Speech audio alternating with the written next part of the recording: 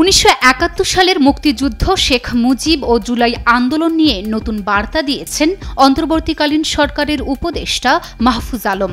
সামাজিক যোগাযোগ মাধ্যমে দেয়া এ বার্তা এরই মধ্যে ছড়িয়ে পড়েছে। শেয়ার করেছেন সমন্বয়ক সার্জিস আলম, উপদেষ্টা আসিফ মাহমুদ সহ প্রায় 3000 মানুষ। স্ট্যাটাসে বাংলাদেশপন্থীদের অবশ্যই মুক্তিযুদ্ধপন্থী হতে হবে বলে মন্তব্য করেছেন তিনি। স্ট্যাটাসে মুক্তিযুদ্ধের পর কি হয়েছে তা নিয়ে সমালোচনা এবং ইতিহাস পর্যালোচনা করুন বলে মন্তব্য করেছেন অন্তর্বর্তী সরকারের উপদেষ্টা মাহফুজ আলম। তিনি বলেছেন, বাংলাদেশিদের বিরুদ্ধে যাওয়ার কারণে অতীতে পরাজিত হয়েছেন, সামনেও পরাজিত হতে বাধ্য।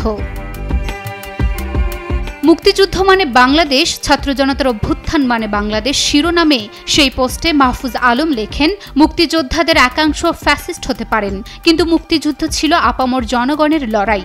মুক্তিযোদ্ধাদের একাংশের ফ্যাসিস্ট, ইসলামফোবিক ও খুনি হয়ে ওঠার কারণে আপনি খোদ মুক্তিযুদ্ধ বা সকল মুক্তিযোদ্ধাদের অস্বীকার কিংবা প্রশ্নবিদ্ধ করতে পারেন না। বাছাই করা আলু আর স্পাইসি সিজনিং এ প্রাণ পোটাটা চিপস নাকি বিস্কিট খেয়ে বুঝে নাও। উদাহরণ টেনে তিনি বলেন, যেমন শেখ মুজিবের ফ্যাসিস্ট হয়ে ওঠা নিয়ে আমরা বলবো, উনি ফ্যাসিস্ট ছিলেন। তিনি শেখ মুজিবের ভূমিকা নিয়ে বলেন, বাংলাদেশের জন্মে অনেক জাতীয় নেতৃত্বের মতন ওনার অবদান অনস্বীকার্য, তাই আমরা ৭২ পূর্ব শেখ মুজিবুর রহমানকে প্রাপ্য গুরুত্ব দিব। দেশের গণ অভ্যুত্থান, মুক্তিযুদ্ধের পরে ফ্যাসিস্ট মুজিববাদী প্রকল্পের বিরুদ্ধে অভ্যুত্থান, বাকশাল টু জিরো এর বিরুদ্ধে অভ্যুত্থান হিসেবে বর্ণনা করে মাহফুজ আলম লিখেছেন, কিন্তু মুক্তিযুদ্ধের সেই ঐতিহাসিক ধারাবাহিকতা ও গণ অভ্যুত্থানে বরং শেখ পরিবার ও মুজিববাদী প্রকল্প থেকে মুক্তিযুদ্ধ পুনরুদ্ধার হলো।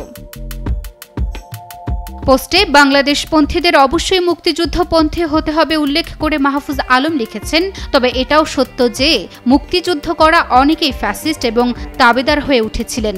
আজ তারা ছাত্র জনতার কাছে পরাজিত হয়েছেন। মুক্তিযুদ্ধের বিরুদ্ধে যারা যাবেন তারাও অতীতে পরাজিত হয়েছেন, সামনেও পরাজিত হতে বাধ্য।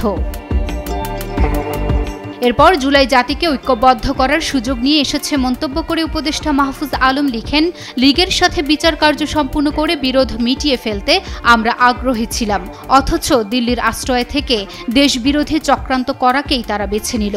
আপনারাও ইতিহাসের বিরুদ্ধে অবস্থান নেবেন না। জাতিকে বিভাজন থেকে রক্ষা করতে অবশ্যই ৭১ ও ২৪কে নিঃশর্ত ও নিরঙ্কুশ মেনে এগোতে হবে।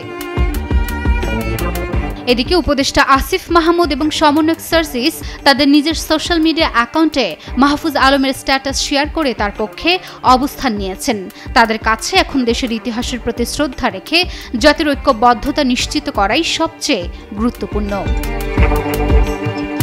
Luna Afroz Nipa, news 24।